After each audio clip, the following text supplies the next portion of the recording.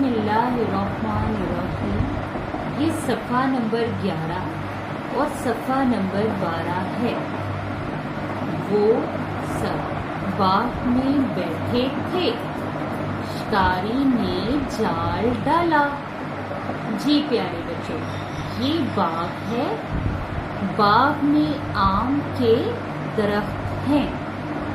ये सूरज है, सूरज का रंग पीला है।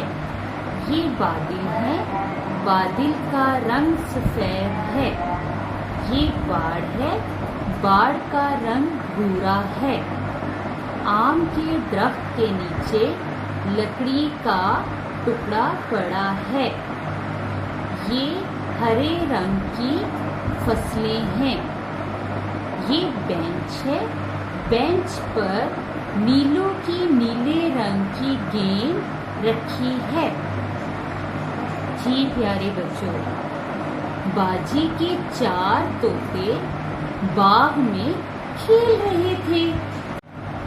जी प्यारे बच्चों, जब शिकारी ने तोतों को बाग में अकेले खेलते हुए देखा तो शिकारी ने अपना जाल उन तोतों पर डाला। तोते जाल में फंस गए और चारों तोते बहुत ज्यादा परेशान हुए। तोतों ने मिलकर उड़ने की कोशिश की।